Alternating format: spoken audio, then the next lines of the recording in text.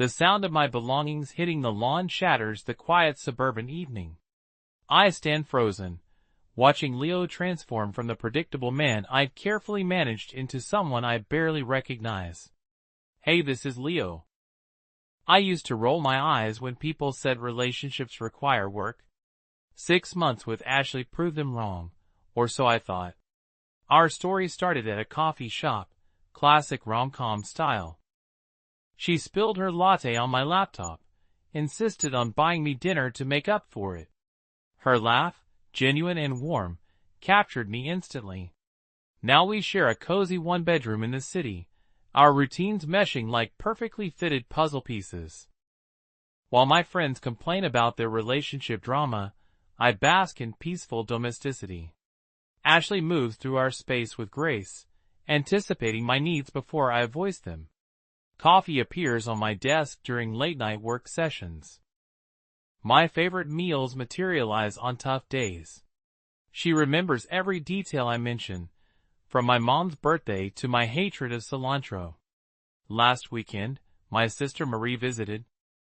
"You've changed," she said, watching Ashley prepare dinner. "Remember how you used to overthink everything? Second-guess every relationship? Now you're so settled." She meant it as a compliment. Like she couldn't quite believe this version of her formerly neurotic brother. "Ashley makes it easy," I replied, watching my girlfriend float around the kitchen, humming softly. She caught my eye and winked, sliding a glass of wine my way. The perfect girlfriend making the perfect dinner. Marie raised an eyebrow, but said nothing more. My phone buzzes with another message from Matt. "You coming to grab a beer or what?" I smile at Ashley across our living room as she curls up with her book, completely absorbed. The soft lamplight catches her honey blonde hair, creating a halo effect. "Going to meet Matt for a bit," I say. She glances up, those warm brown eyes crinkling at the corners. "Have fun. Tell him hi from me." No questions about when I'll return. No passive-aggressive sighs.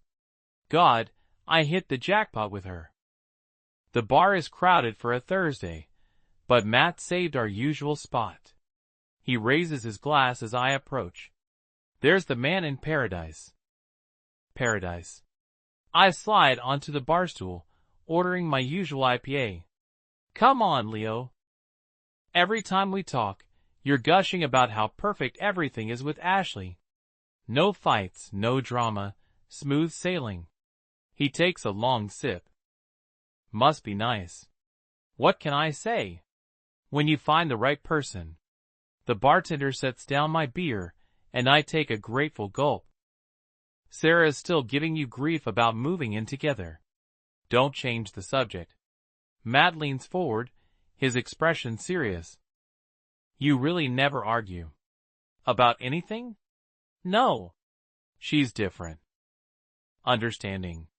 Whatever comes up, we work through it. Work through it. Matt snorts. Or does she smile and nod? My stomach tightens. What's your point?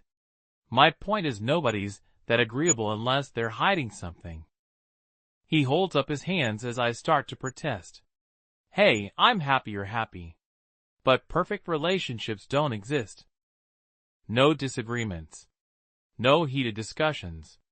Red flags, my friend. You're crazy. The words come out sharp, defensive. Not everyone thrives on conflict like you and Sarah. It's not about thriving on conflict. It's about being real. Matt signals for another round. When's the last time Ashley told you no? Or disagreed with your plans? Or showed any genuine emotion beyond that sweet, accommodating smile?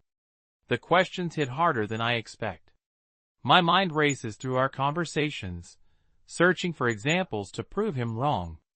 But each memory feels oddly hollow, like looking at a beautiful painting and realizing it's mass-produced. She loves me, I say, but the words sound weak even to my ears. Does she? Matt's voice softens.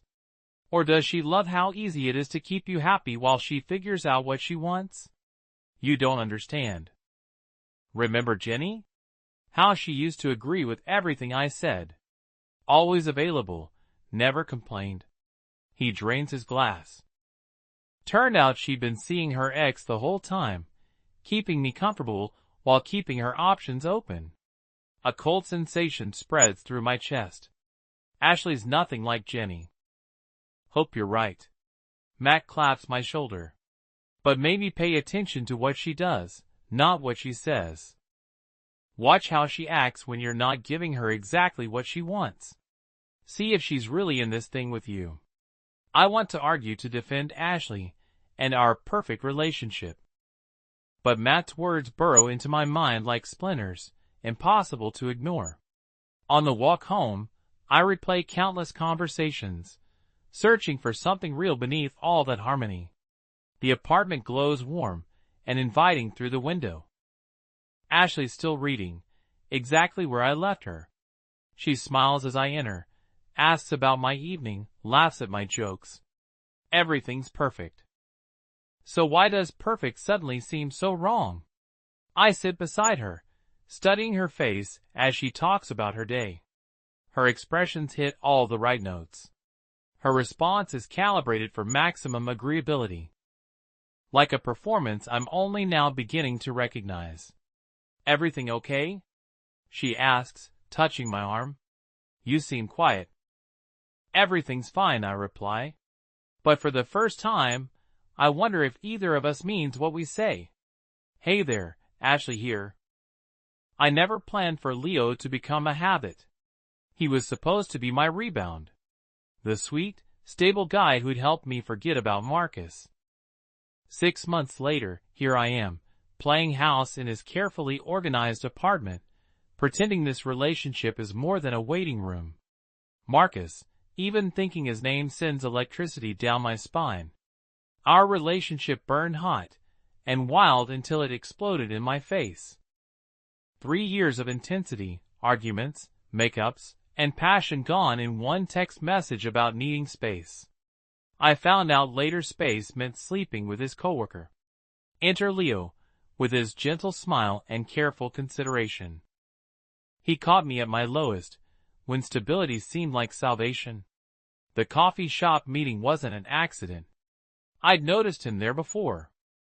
Watched how he treated the baristas. Observed his predictable routine. The spilled latte? A calculated risk. You're using him, Rachel says over brunch. She cuts into her eggs Benedict, yellow yolk bleeding across her plate. It's not fair. I stir my mimosa, watching the bubbles dance. I'm not using him. We're both getting something out of this. Oh! She arches an eyebrow. And what's he getting? A girlfriend who's mentally checking out every attractive guy who walks by. He's getting the perfect girlfriend experience. The words come out sharper than intended. No drama, no demands, no complications. No reality, Rachel counters. You're performing, not participating. My phone buzzes. Another text from Leo asking about dinner plans. I type back a cheerful response, complete with heart emoji. It's easier this way. He doesn't want the real me anyway. How would you know? You've never shown him the real you. The truth stings, but I brush it off. The real me is still piecing herself back together. Leo's comfortable. Safe. Boring, Rachel suggests. I shrug, but don't deny it. Leo's predictability, once soothing, now feels like a straitjacket. I crave the chaos Marcus brought. The heightened emotions. The uncertainty. With Leo, everything runs like clockwork. Movie nights on Thursdays. Brunch with his sister once a month. Careful discussions about our days over dinner. I saw Marcus last week, I admit. Rachel's fork clatters against her plate. At that new bar downtown. He was alone. Ashley, no. Nothing happened. I drained my mimosa. But he noticed me. Asked how I've been. And nothing. I told him I was seeing someone. The lie rolls off my tongue as easily as the ones I tell Leo. But he gave me his new number. Said we should catch up sometime. Rachel pushes her plate away. You're playing with fire. Maybe I miss getting burned. The words surprised me with their honesty. Leo's like reading the same book over and over. You know every plot twist. Every ending. No surprises. Some people value consistency. Some people settle for it. I signal for another mimosa. I'm not ready to settle. At Leo's apartment. Our apartment. Technically, though I never quite think of it that way. I maintain the performance. Curl up with a book I'm not reading. Laugh at his jokes. Ask about his day. Each response calculated. Each gesture measured. The perfect girlfriend. Giving him exactly what he wants. When he comes home from drinks with Matt, something's different. Everything okay. I touch his arm. Voice honey sweet. You seem quiet. Everything's fine, he says. But his tone hits a false note. I let my hand drop. Mind already racing through contingency plans. I'm not ready for this to end. Not yet. Not on his terms. Marcus's number burns in my phone. Attempting escape route. But Leo's sweet. Stable Leo. He deserves a gentler exit.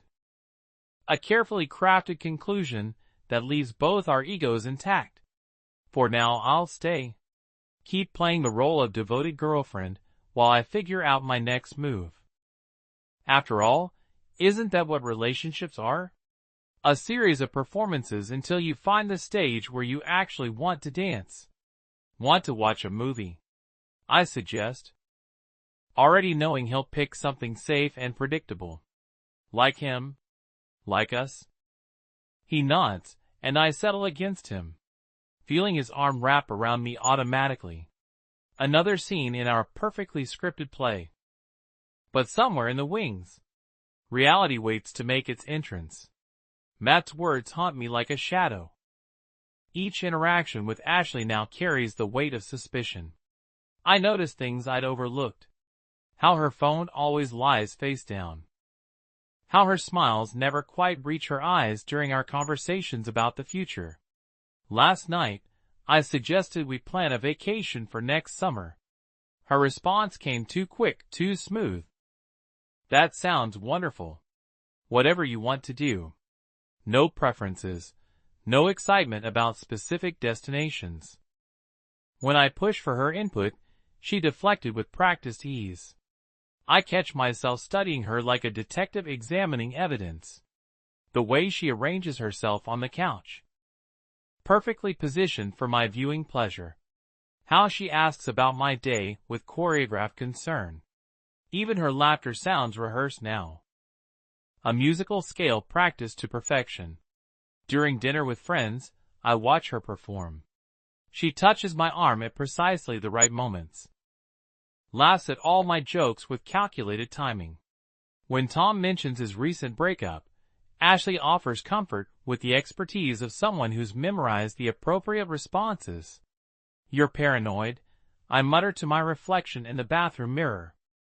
But the doubts persist, growing like weeds through concrete. The breaking point comes during Sunday brunch. Ashley's phone chimes, not her usual text tone. Her fingers move with lightning speed to silence it.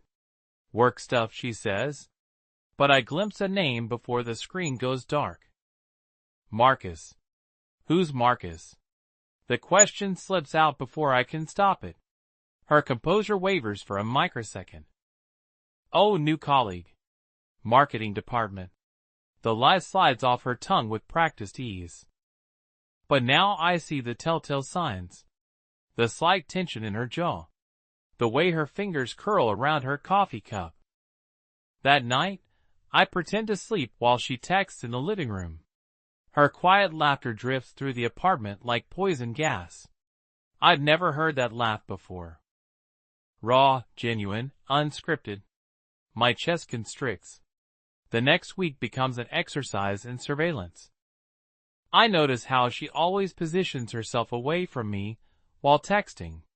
How she's developed a sudden interest in after-work drinks with colleagues I've never met. The way she checks her appearance more frequently before leaving the apartment.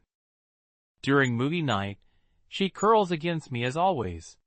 But her mind seems elsewhere. Her phone buzzes every few minutes. Each time, her body tenses slightly before relaxing back into its practiced pose. Everything good? I ask, keeping my voice neutral. Perfect, she replies. But her thumb hovers over her phone screen, waiting for the next message. I start testing boundaries, introducing small conflicts to see her reaction. I criticize her choice of restaurant. She immediately agrees we should go elsewhere. I express doubts about her new friendship with Rachel. She promptly offers to spend less time with her. Each capitulation confirms my fears. The final piece falls into place during a phone call she takes on the balcony. I'm not proud of eavesdropping, but her guard is down out there, voice carrying through the cracked door. He's sweet, but it's not forever. No, he hasn't noticed anything. Of course I care about him, but... A pause followed by that genuine laugh again. Yes, I miss that too. No, not tonight, but soon. My world splinters, like dropped glass. Every perfect moment of our relationship rewinds through my mind, now tainted with the knowledge of their artifice. The spilled coffee that brought us together. Was that planned? The way she remembered every detail about my life. Careful research rather than genuine interest? I retreat to the bedroom before she finishes her call, mind racing. The signs were there from the beginning. Her endless agreeability, the careful maintenance of peace, the performance of perfect girlfriend, all masterfully crafted to keep me comfortable while she waited for something better. When she returns inside, I watch her slip back into character. Her movements become graceful, calculated. She sends me that practiced smile, asks about my preferences for dinner with rehearsed interest. Chinese, she suggests, already reaching for the takeout menu she knows I prefer. Whatever you want. I echo her usual response, tasting its bitterness. She pauses, catching the edge of my voice. For a moment, her mask slips. Something real worried, perhaps guilt, flashes across her face before the perfect girlfriend persona slides back into place. Everything okay? She asks, touching my arm with precisely calibrated concern. I stare at her hand on my arm, remembering how natural her touches used to feel before I recognized them as stage directions in her carefully scripted play. Perfect, I reply, finally understanding why she always chose that word. Perfect isn't real. Perfect is performance. And this show is nearing its final act.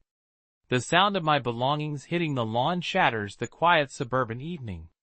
I stand frozen, watching Leo transform from the predictable man I'd carefully managed into someone I barely recognize. His hands shake as he throws another armful of my clothes onto the growing pile. Leo, please. My voice cracks. The perfect girlfriend facade crumbling. Let me explain. Explain what? His voice cuts like ice. How you've been lying since day one. How I'm your comfortable placeholder while you wait for something better. Neighbor's porch lights flick on. Curtains twitch. My carefully constructed world collapses under the weight of public humiliation. Mrs. Peterson next door stands in her doorway, phone raised, probably already texting the neighborhood gossip chain. You don't understand. I try again, scrambling to gather scattered belongings. My designer blouses soak up dew from his perfectly manicured lawn. I never meant to. To what? Get caught. Leo's laugh sounds nothing like his usual warm chuckle. You calculated everything else so perfectly. Slipped up on the balcony, though. Should have checked if the door was completely closed. My stomach drops. The phone call with Marcus. I'd grown too comfortable, too careless. How much did you hear? Enough. He disappears inside, returning with my makeup bag. It hits the grass, contents spilling like colorful casualties. Enough to understand what an idiot I've been. You weren't an idiot, I say, desperate to salvage something. What we had was real. Real. His voice rises, drawing more attention from the neighbors. You want to talk about real? Tell me something real right now. One genuine thing you've ever said to me. I open my mouth, but words fail. Every interaction plays back in my mind. A series of calculated responses, measured reactions, carefully crafted moments designed to maintain perfect harmony. That's what I thought. He turns back toward the house. I did care about you. I call after him, my voice carrying across the lawn. Mrs. Peterson clutches her phone tighter. You made me feel safe when I needed it. Leo stops, hand on the doorframe. Congratulations, Ashley. That might be the first honest thing you've said to me. His shoulders tense. But using someone because they make you feel safe? That's not caring. That's surviving. Please, I whisper. Mascara running as reality crushes down. Don't end it like this. You ended it months ago. You were just too busy planning your exit to admit it. He steps inside. You've got 30 minutes to get your things and leave. After that, anything left goes in the trash. The door closes with devastating finality. I sink to my knees among the scattered pieces of my manufactured life. Awareness of watching neighbors burning into my skin. My phone buzzes. Marcus, probably wondering why I'm not answering his earlier messages. I ignore it.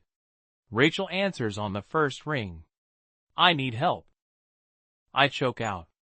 Leo, he heard everything. Everything. The call with Marcus. My plans. All of it. A sob escapes. He's throwing my stuff out. Literally throwing it on the lawn. Holy shit. Keys jingle in the background. I'm coming. Don't go anywhere. But I'm already somewhere I never planned to be. Face down in reality. The perfect girlfriend mask lies shattered among my scattered possessions. Years of keeping everyone at arm's length through calculated perfection. And Leo saw through it all. More lights flick on along the street. Car doors slam as neighbors emerge for a better view of my downfall. Someone whispers loudly about karma. Another mentions how they never trusted my too perfect demeanor. I gather my clothes with trembling hands. Dignity dissolving with each item I retrieve from the grass. Rachel's car screeches to a halt at the curb. She jumps out, rushing to help gather my scattered life. Oh honey, she breathes, taking in the scene. Don't, I warn, shoving clothes into garbage bags she brought. Don't say you told me so. Wasn't going to. She picks up my favorite sweater, now stained with grass. But maybe it's time to stop performing and start living. I laugh, the sound raw and unfamiliar. Bit late for that revelation. It's never too late to be real, she says, echoing Leo's earlier demand for truth. We work in silence, packing the remnants of my perfectly crafted lie under the judgmental gaze of suburban voyeurs. Each item we collect feels like a piece of a mask I'll never wear again.